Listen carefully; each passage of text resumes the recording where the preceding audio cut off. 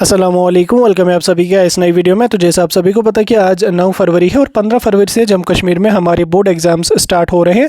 Class 10, class 11th और class 12th के। इस बीच आपके पास लास्ट के यहाँ पे लगभग 5 या 6 दिन यहाँ पे बचे हैं। अब ये जो 5-6 दिन है ये बच्चों के लिए बहुत ज़्यादा क्रूशल है, क्योंकि इन 5-6 के जो ये लास्ट के डेज़ होते हैं इनमें बच्चे यहाँ पर बहुत ज़्यादा डिमोटिवेट हो जाते हैं। उनको बहुत ज़्यादा स्ट्रेस यहाँ पर हो जाता है कि हम कैसे करेंगे, क्या कुछ करेंगे, क्या नहीं करेंगे। तो आप सभी को मैं ये क्लियर करना चाहता हूँ कि लास्ट के जो ये दिन हैं इनमें आपको टेंशन नहीं लेनी है।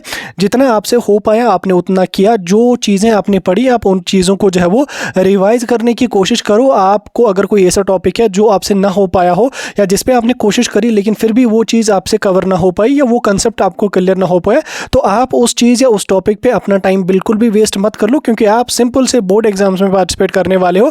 आप कोई गेजेटेड लेवल का एग्जाम नहीं दे रहे हो जिसमें आपको हर चीज़ कवर करनी है, हर चीज़ के बारे में पता होनी चाहिए। तो यहाँ पे आपको टू द पॉइंट रेलेवेंट चीज़ें ही पढ़नी है। अगर कोई ऐसा टॉपिक है जो आपसे कवर नहीं हो पा रहा है तो उसमें आपको अपना टाइम वेस्ट करने की ज़्यादा ज़रूरत नहीं। और लास्ट के जो ये दिन आपके पास हैं 5 या 6 जो दिन है, इनमें आप रिविजन्स पे ज़्यादा फोकस रखो। जितने ज़्यादा आप रिविजन्स कर पाओगे या जितने रिविजन्स आपसे हो पाएंगे उतने रिविजन्स आपके लिए सही रहेंगे और उतनी आपकी परसेंटेज यहाँ पे बूस्ट हो जाएगी और उतनी आपकी प्रिपरेशन यहाँ पे बूस्ट हो जाएगी और उतना आपको पेपर करने में मज़ा आ जाएगा और पेपर में उतनी आपकी परफॉर्मेंस अच्छी रहेगी। बाकी लास्ट के दिनों में जो ये टेंशन होता है, जो ये स्ट्रेस होता है, जो ये डिप्रेशन होता है, ये आम सी बात है। ये ऐसी नहीं है कि आप ही के साथ होता है, ये हर स्टूडेंट के साथ होता है। जब हमने बोर्ड एग्जाम्स अपने दिए थे तो हमें भी इस सिचुएशन को फेस करना पड़ा था। याद रखना, ऐसी सिचुएशन सिर्फ उसी बच्चे को आती है जो बच्चा दिल से पढ़ाई कर रहा होता है या जो बच्चा प्रिपरेशन अच्छी तरह से कर रहा होता है। वही बच्चा जो वो सोचता है कि यार मैं क्या करूँगा, क्या नहीं करूँगा, ये करूँगा, वो करूँगा, तो उसी को इन्हीं बातों के साथ जो है वो उसको स्ट्रेस वगैरह हो जाता है। अब कोई कैंडिडेट अगर ऐसा है जो बिल्कुल सोचता ही नहीं है या जो बिल्कुल जिसको घंटा भी फर्क नहीं पड़ता पढ़ाई वढ़ाई का, तो वो तो ऑब्वियसली कोई चीज़ सोचेगा ही नहीं कि पेपर क्या आ जाएगा, कैसा आ जाएगा। जो होगा सो होगा, वो देखा जाएगा, तो उसको स्ट्रेस कहाँ का होगा। ठीक है, इसलिए अगर आपको लास्ट के दिनों में ये स्ट्रेस हो रहा है तो आपको घबराने की कोई ज़रूरत नहीं है। ये हर बच्चे को साथ यहाँ पे होता है। और साथ में बच्चे अक्सर ये भी पूछते रहते हैं कि हमने जो पढ़ा है वो हमें भूल जाता है, ठीक, तो पेपर हम कैसे दे पाएंगे। देखो, ये अभी आपको लग रहा है कि जो आपने पढ़ा, जब आप उसको रिवीजन करने की कोशिश कर रहे हो तो वो चीज़ आपको लगती है कि वो मुझसे भूल रही है या वो मैंने पढ़ी ही नहीं है। लेकिन आपको घबराना नहीं है। जिस टाइम आप पेपर देने जाओगे, जब आप पेपर एग्जाम हॉल में अपने बैठोगे, आपको आंसर शीट क्वेश्चन पेपर दिया जाएगा। तो आप जब वहाँ पे स्पेसिफिक क्वेश्चंस देखोगे, अभी तो आप 200, 400, 500 क्वेश्चंस को रिवीजन कर रहे हो, वहाँ पे जब आप स्पेसिफिक 5 क्वेश्चंस, 10 क्वेश्चंस देखोगे जो आपके पेपर में आए होंगे,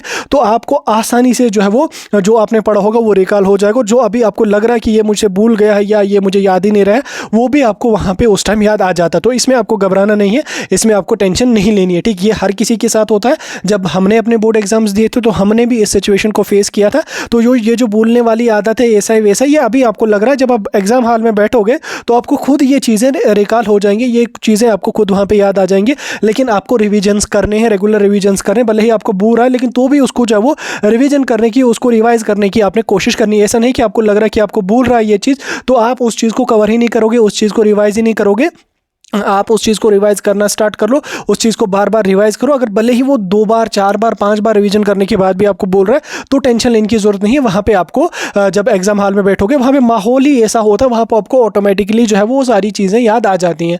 उसके बाद अक्सर बच्चे ये पूछते रहते हैं कि पेपर कैसा आ जाएगा, क्या पेपर ईजी आ जाएगा या टफ आ जाएगा। देखो, मैं आपको इन शॉर्ट ये बताना चाहता हूँ कि बोर्ड के जो पेपर्स होते हैं वो ईजी होते हैं। कोई बड़ा उतना आपका गेजेटेड लेवल का पेपर नहीं देना कि जो आप इतना टेंशन ले लोगे कि पेपर कैसा आ जाएगा, क्या आ जाएगा। पेपर बिल्कुल आसान होते हैं। जब आप पेपर देने बैठोगे, जब आप क्वेश्चन पेपर ले लोगे तो आप खुद समझ पाओगे कितना इजी यहाँ पे पेपर्स होते हैं, कितने इजी लेवल के क्वेश्चंस यहाँ पे पूछे जाते हैं। साथ में आपको अपने स्कूल से भी प्रैक्टिकल्स वगैरह के क्वेश्चन 20-20, 30-30 मार्क्स यहाँ पे दिए जाते हैं। तो वो भी स्कूल वाले आपको जो है वो अच्छा खासा स्कोर उन 20 मार्क्स या 29 मार्क्स में रखते हैं। तो उससे आपके परसेंटेज को काफ़ी ज़्यादा बूस्ट यहाँ पे मिलता है। बाकी पेपर की लेवल के बारे में आप टेंशन मत लो, पेपर बहुत ईजी होते हैं, पेपर बहुत आसान होते हैं। आपको घबराना नहीं है, जो होगा सो होगा, वो देखा जाएगा। जितने आपसे हो पाए उतना आपने किया, बाकी आप अल्लाह पे छोड़ो। मेहनत कभी किसी बच्चे की ज़ाया नहीं होती। आप जितनी मेहनत कर लोगे आपको उसका फल ज़रूर और ज़रूर मिलेगा। ठीक, मेहनत कभी किसी की ज़ाया नहीं होती है। बाकी आप ज़्यादा फोकस अपना जो है वो रिविजन्स पे रखो, तो रिविजन्स जितने आपसे हो पाएंगे उतना सही रहेगा। बाकी अगर कोई चीज़ ऐसी है जो ज़्यादा डिफिकल्ट है